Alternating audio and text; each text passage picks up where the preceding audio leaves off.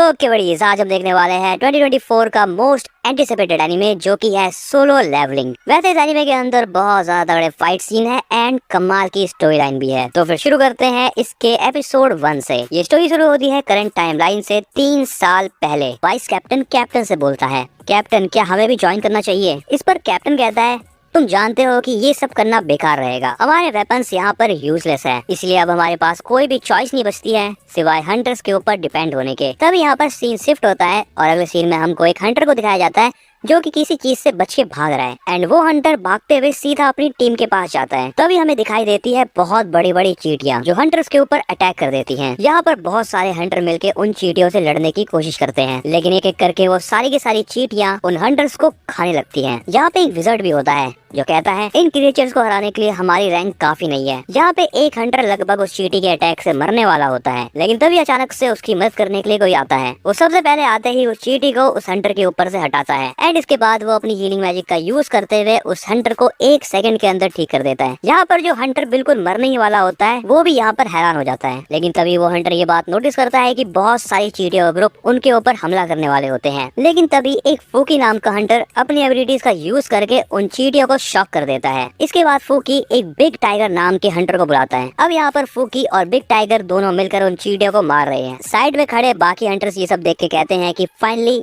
S rank के hunters आ चुके हैं। यहाँ पर हमें पता चलता है कि जो हीलिंग मैजिक का यूज कर रहा है उस हंटर का नाम है मिनोबे। फूकी मिनोबे को कहता है तुम तो बहुत तेज भागते हो मिनोबे, जिस पर मिनोबे कहता है मैं जितना हो सके उतना ज्यादा से ज्यादा लोगों की मदद करना चाहता हूँ और वैसे भी मुझे भरोसा था कि तुम दोनों मिलकर मुझे बचा ही लोगे। तभी यहाँ पर किसी की चिल्लाने की आवाज इनको सुनाई देती है और हमें यहाँ पर दिखाई देता है कि एक बहुत बड़ी सी व्हाइट कलर की चींटी इनके पीछे खड़ी है। फूकी उसे देखने के बाद कहता है क्या ये बॉस है?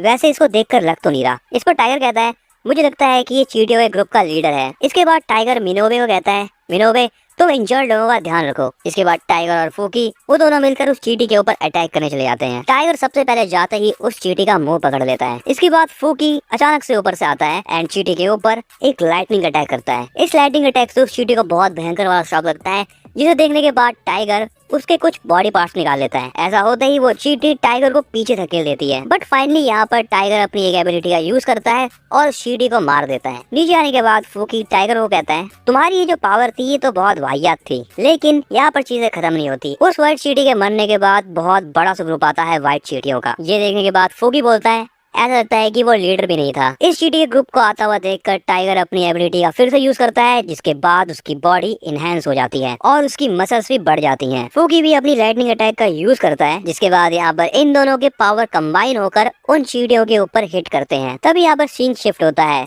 और हमें दिखाया जाता है कि एक माशिन नाम का बंदा इनको देख रहा है। माशिन कहता है लगता है ये लोग टाइम पर पहुंच गए, चलो फिर अब स्टार्ट करते हैं। और हमें यहाँ पर दिखता है कि माशिन के साथ भी बहुत सारे हंटर्स का ग्रुप है, जिनकी तरफ भी व्हाइट और लाल चींटियां बढ़ते हुए जा रही हैं। यहाँ पर माशिन अपनी फायर एबिलिटी का यूज करता है, जिससे सारी की सारी लाल वाली चींटियां मर जाती हैं, लेकिन यहाँ पर सफेद चींटियां अभी भी आगे बढ़ रही हैं। ये देखते हुए माशिन अपने हंटर्स के टीम को आगे भेजता है। अब इसके बाद यहाँ पर एक नरेशन स्टार्ट होती है। ये 10 साल पहले की बात है। 10 साल पहले इस वर्ल्ड में एक गेट आ गया जो दूसरे डायमेंशन को इस दुनिया के साथ जोड़ता है। उस गेट के दूसरी तरफ बहुत सारे अजीब मॉन्स्टर्स थे, जिन्हें आम हथियारों से नहीं मारा जा सकता था। जिन लोगों ने उन मॉन्स्टर से लड़ने की एबिलिटी को अवेक करा उन्हें हंटर कहा जाने लगा। हंटर्स के बॉडी के अंदर मैजिकल पावर्स होती हैं। इन्हीं मैजिकल पावर्स की बेसिस के ऊपर हंटर को S, A, B, C, D और E क्लास की रैंकिंग मिलती है। लेकिन कुछ लोग ऐसे भी होते हैं जो कितना भी ट्राई कर ले उनकी एबिलिटीज कभी नहीं बढ़ती। अब यहाँ पर बड़ी चीज के बाद कहानी 3 साल बाद की दिखाई जाती है, यानी प्रेजेंट डे की। यहाँ पर कंस्ट्रक्शन साइट पर एक कॉफी वाला एक आदमी को कॉफी देते हुए कहता है आज की रेड के लिए आपको गुड लक। इस हंटर का नाम है नोबुहारू माशिमा, जो कि इस कॉफी वाले को थैंक यू कहता है। तभी माशिमा का एक दोस्त उसके पास आता है। इस आदमी का नाम है शिंटा। माशिमा उसे कहता है क्या हुआ शिंटा, मुझे तो लगा था कि तुमने हंटर की जॉब छोड़ दी थी। शिंटा बताता है कि उसकी बीवी को एक और बच्चा होने वाला है। माशिमा कहता है अच्छा, वैसे अगर हम सक्सेसफुल रेड करें तो हम बहुत ज्यादा पैसे कमा सकते हैं। लेकिन शिंटा कहता है मुझे नहीं लगता माशिमा कि मैं तुम्हारे लेवल का हूँ और वैसे भी मैं ज्यादा स्ट्रॉन्ग नहीं हूँ। तभी वहाँ पर एंट्री होती है हमारे मेन कैरेक्टर की, जिसका नाम है शन जिन वो। संघ के वहाँ आते ही सब उसको गुड मॉर्निंग से पूछता है आखिर ये बच्चा कौन है और क्या ये स्ट्रॉन्ग है? सभी लोग इसका इतना हालचाल क्यों पूछ रहे हैं? इसका रिप्लाई देते हुए माशिमा थोड़ा हंसता है और शिंटा को कहता है जैसा तुमने अभी कहा ये बिल्कुल उसका अपोजिट है। इसने हमें तब ज्वाइन करा जब तुम हमें छोड़ के गए थे और सभी ने इसका एक निकनेम भी रखा है जो है the weakest hunter of all mankind. Mashima की ये सारी बातें सुनने के बाद शिंटा यहाँ पर शॉक हो जाता है और कहता है क्या सही में ये वीकेस्ट है। माशिमा इस पर कहता है कि ये लड़का इतना वीक है कि इसको ई रैंक के मिशन पर भी हॉस्पिटल के अंदर भर्ती करना पड़ा था। शिंटा कहता है मुझे तुम पे भरोसा नहीं हो रहा, सच बताओ सच में ये इतना वीक है। शिंटा कहता है इसको यहाँ पर बुलाया गया है, इसका मतलब ये है कि अगला मिशन हमारा बहुत ईजी है। माशिमा लास्ट में शिंटा से कहता है इसको ये सब बातें पता मत लगने देना कि हमने अभी क्या बात करी है। लेकिन हमें पता चलता है कि संग ने ये सारी की सारी कॉन्वर्सेशन सुन ली है। संग मनी मन कहता है खैर जो भी है ये लोग कह तो सही रहे हैं। तभी यहाँ पर एक लड़की आती है जो संग को कहती है जिनवू क्या तुम दोबारा से घायल हो गए। इस लड़की का नाम है जूही। संग जूही को देखकर बोलता है जूही हम दोबारा से एक मिशन के ऊपर जा रहे हैं। जूही कहती है अरे ये सब बातें छोड़ो, तुम ये बताओ कि तुम्हारे चेहरे को क्या हुआ। संग कहता है अरे कुछ नहीं, वही जो होता रहता है वही हुआ है। जूही संग को अपना ध्यान रखने के लिए कहती है। इसके बाद ये दोनों साइड में जाके बैठ जाते हैं जहाँ पर जूही संगू से कहती है मैं सुना था कि तुम हॉस्पिटलाइज्ड हुए थे। संगू उसे बताता है कि ई रैंक के मिशन में वही एक लौता ऐसा हंटर था जो खुद को चोट पहुंचा के आया था। जिस पर जूही उससे पूछती है क्या तुम्हारी टीम में कोई हीलर नहीं था। संगू उसे बताता है कि उसके अलावा जितने भी टीम मेंबर थे वो सारे हाई रैंक के थे, इसीलिए वो अपने साथ हीलर को लेके नहीं गए थे। इस बात पर जूही गुस्सा होकर बोलती है ऐसा वो कैसे कर सकते हैं, किसी को भी हीलर की जरूरत कभी भी पड़ सकती है। संगू कहता है कोई बात नहीं, मैं ही बहुत ज्यादा वीक हूँ इसीलिए मुझे इसकी आदत है। इसके बाद संगू वहाँ से चला जाता है क्योंकि इनके मिशन का टाइम हो चुका है। यहाँ पर एक आदमी है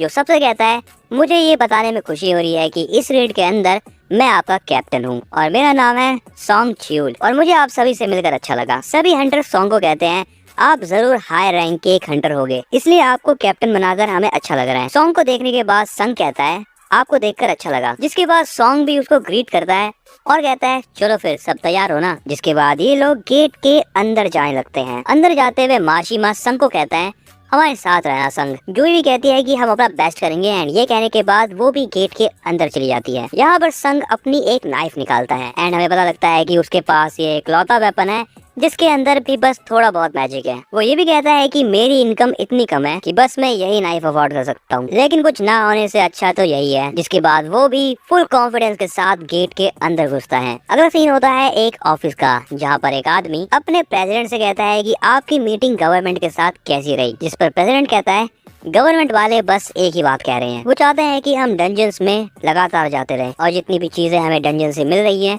हम सारी की सारी उन्हें सप्लाई करते रहे। लेकिन देखा जाए तो वो लोग कुछ गलत भी नहीं कह रहे, हम बस डंजन की चीजों को बेच कर ही पैसा कमाए जा रहे हैं। तभी वो प्रेसिडेंट अपने ड्रॉर में से एक चीज निकालता है और कहता है ये है वो क्रिस्टल जो मैजिकल बीस्ट को मार के मिलते हैं, इन्हें मैजिक जेम्स कहा जाता है एंड इनको बेचा भी जा सकता है। अगले सीन में हमें दिखाया जाता है कि संग के हाथों में एक क्रिस्टल है लेकिन उसी के साथ साथ उसके हाथ पर खून भी लगा हुआ है। संग खुद से कहता है फाइनली मैंने एक जेम ले ही लिया, बट सडनली यहाँ पर एक गॉब्लिन संग के ऊपर अटैक कर देता है। जैसे ही संग गॉब्लिन के ऊपर अपने नाइफ से अटैक करने वाला होता है तब उसकी नाइफ ही टूट जाती है। जिसके बाद गॉब्लिन संग के पेट में तलवार घुसा देता है। तभी वहाँ पर शिंटा आ जाता है और उस गॉब्लिन को मार देता है। शिंटा कहता है अगले मैजिक बीस्ट को मैं मारूंगा। जिसके बाद वो जूही को संग को हील करने के लिए कहता है एंड वो वहाँ से चले जाता है। जूही संग को हील कर रही होती जेम्स हाई रैंक के मैजिक बीस्ट को मार के निकाले जाते हैं। उनसे और भी ज्यादा खतरनाक वेपन्स बनाए जा सकते हैं जिनसे और भी ज्यादा स्ट्रॉन्ग मैजिकल बीस्ट को मारा जा सकता है। वैसे डंजन्स में जो माना क्रिस्टल पाए जाते हैं उनके भी वेपन्स बनाए जा सकते हैं लेकिन वो ज्यादा इफेक्टिव नहीं होते। लेकिन गवर्नमेंट इन माना जेम्स का यूज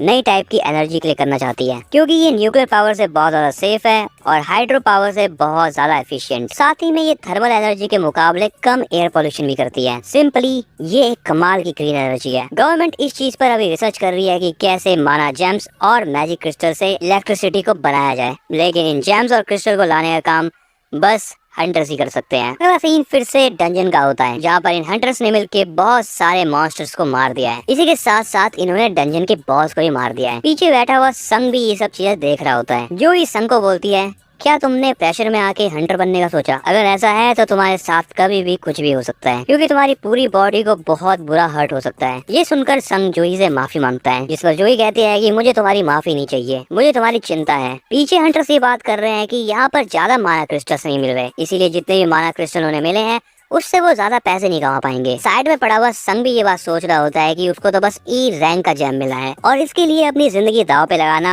होशियारी की बात नहीं है। तभी अचानक एक आदमी के चिल्लाने की आवाज आती है जो कहता है, सभी लोग इधर देखो। सभी के सभी हंटर्स उसके ऊपर ध्यान देते हैं और उन्हें दिखता है कि यहाँ पर एक बहुत गहरी टनल है। वो सोचते हैं कि क्या ये एक डबल डंजन है। वो लोग ये बात कर रहे होते हैं कि हमने बॉस को डिफीट कर दिया है, लेकिन ये डंजन अभी तक बंद नहीं हुआ। तभी वहाँ पर खड़ी एक लड़की कहती है, हाँ मुझे भी ये चीज देखकर बहुत अजीब लग रहा है। माशिमा और शिंटा ये सोचे खुश हो रहे होते हैं कि अब वो और भी ज्यादा पैसा कमा सकते हैं। कैप्टन सन कहता है, ऐसी सिचुएशन में हमें ये बात हंटर एसोसिएशन को रिपोर्ट करनी चाहिए। शिंटा कहता है, नहीं, अगर हम ऐसा करेंगे तो हमारे बाद आए हुए हंटर्स इस चीज का फायदा उठा लेंगे और वैसे भी ये एक डी रैंक का डंजन है, इसके अंदर हम आराम से जा सकते हैं। माशिमा भी कहता है, शिंटा की वाइफ प्रेग्नेंट है और खुद देखो हमें कितने कम जेम्स मिले हैं। कैप्टन सॉन्ग कहता है, ऐसा करना डेंजरस हो सकता है, इसलिए अब हम यहाँ पर वोटिंग करेंगे। यहाँ पर वोटिंग होती है और वोटिंग में बताया जाता है कि इस जगह पर लोगों को उनकी हंटर रैंक्स बताई जाती है और यहाँ पर अलग अलग एसोसिएशन के लोग इन हंटर्स को अपने साथ ज्वाइन करवाने आते हैं। यहाँ पर एक एजेंट किसी से बात करते हुए कहता है, हमारे साथ एक बी रैंक और 2 सी रैंक के हंटर जुड़ने के लिए तैयार हो चुके हैं। जिस आदमी से वो एजेंट बात कर रहा होता है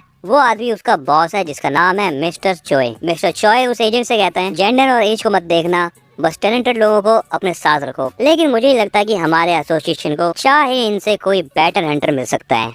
इसके बाद हमें अगले सीन में दिखाया जाता है कि 2 चोर एक औरत का पर्स लेके भाग रहे होते हैं। स्कूटी पर भागते हुए उन चोरों को सामने एक लड़की दिखती है। वो चोर उस लड़की को अपने सामने से हटने के लिए कहते हैं, लेकिन वो लड़की कूदती है और उन चोरों से पर्स छीन लेती है। एंड यहाँ पर ये चीज हमें बहुत ज्यादा फास्ट दिखाई जाती है। जिस औरत का पर्स चोरी हुआ था वो औरत उस लड़की के पास आती है और अपना पर्स लेकर उस लड़की को थैंक यू बोलती है। इस लड़की का नाम ही चाहे इन है। चाहे को देखकर उसके आसपास लोगों की भीड़ जमा हो जाती है। चाहे इन एक एस रैंक हंटर है और वो दिखने में क्यूट भी है, इसलिए उसके बहुत सारे लोग फैन भी हैं। लोगों की इतनी सारी भीड़ देखने के बाद चाहे वहाँ से कूदते कूदते चली जाती है। अगला सीन फिर से डंजन का होता है जहाँ पर हंटर बात कर रहे होते हैं। बहुत टाइम हो गया और हम तब से लेकर अभी तक इस केव में ही घूमे जा रहे हैं। यहाँ पर इनको घूमते घूमते टोटल 40 मिनट हो चुके हैं और वो जो गेट है वो क्लोज हो जाता है बॉस को मारने के 1 घंटे बाद, इसलिए अभी इनके पास बस 20 मिनट ही बचे हुए हैं। यहाँ पर संग जूही से कहता है कि मुझे माफ कर देना, मेरी वजह से तुम्हें भी यहाँ आना पड़ा। जूही कहती है, अरे कोई बात नहीं। जिस पर संग उससे कहता है,